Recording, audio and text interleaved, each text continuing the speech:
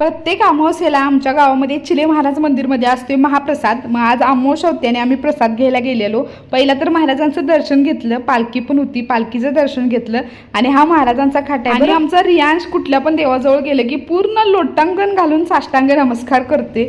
मग तिथनं बाहेर आलो, समाधीचं वगैरे दर्शन घेतलं आणि जाऊन उभारलो महाप्रसादाच्या लाईनमध्ये। आज वेगवेगळ्या आमच्या आहो घरात होती आणि तिकडनं आले ते आईस्क्रीम घेऊन। कधी नव्हे ते त्यासनी वर्षातनं एकदा हे अमावस्येचा प्रसाद घ्यायला मिळते आणि हा अमावस्येचा प्रसाद ह्यांच्याकडून होता। प्रसादालयाची इमारत बांधायला चालू आहे, त्याच्यामुळे आपल्याकडून होईल तेवढी फुलाची पाकळी म्हणून थोडीफार मदत करूया सर्वांनीच। तर प्रसादामध्ये मस्तपैकी अशी खीर, भात आणि वांग्याची भाजी आणि त्याच्याबरोबर वडापाव पण होते। भरपूर भक्त आपल्या आपल्या इच्छेनं काहीतरी प्रसाद देतात आणि मग ते पण ताटाला वाढले जातात। त्याच्या बाहेर आल्यावर आईस्क्रीम खाल्ला। आणि तुम्ही कधी कोल्हापूर रत्नागिरी रोडला प्रवास करत असाल तर महाराजांच्या दर्शनाचा आणि ह्या प्रसादाचा लाभ घ्या। रोज दुपारी 12 वाजता पण प्रसाद असतोय।